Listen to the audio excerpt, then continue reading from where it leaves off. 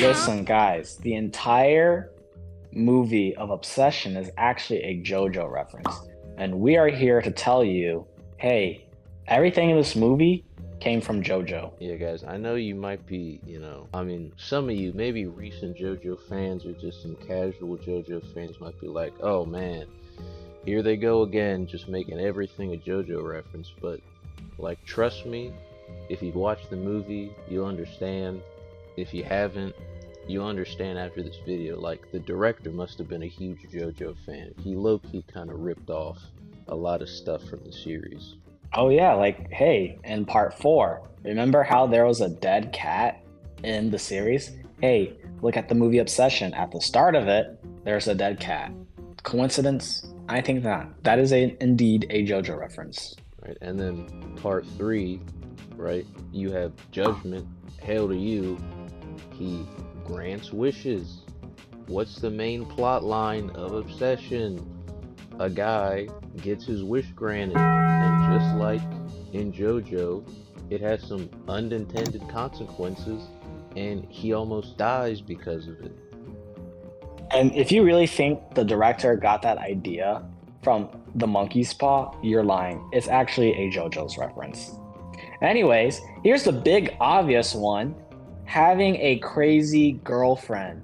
Hey, in this movie, Freaky Nikki, not AKA not Nikki, was absolutely crazy. The way that she was acting, the way that she was like screaming, watching him sleep, her like screaming in the shower, her like moving creepily, her like destroying Sarah with like the brick.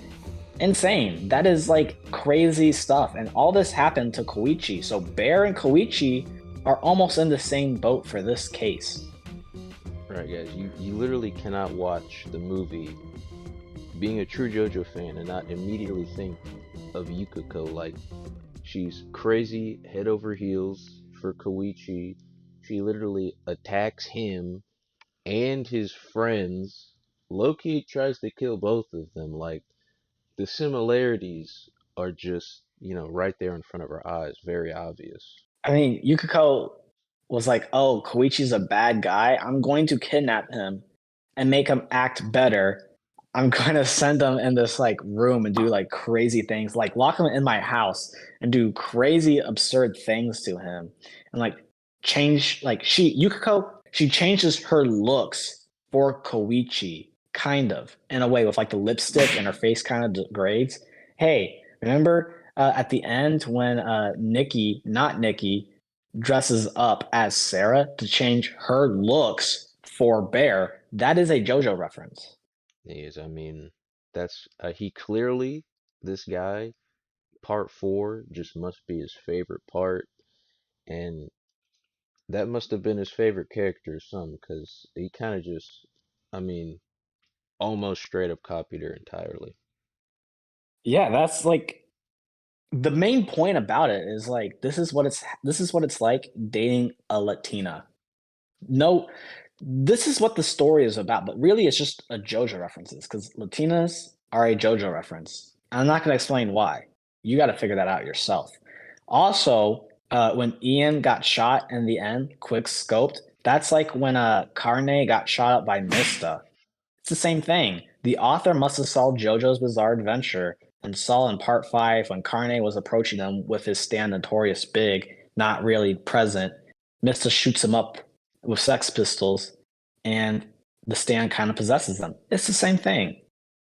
All right, guys, and part one of JoJo, that must have left just a huge impression on the director because he literally just, you know, takes a page out of that book with the main character dying in the end, just like Jonathan died at the end of part one. I mean, come on, he's just ripping off the entire ending of part one.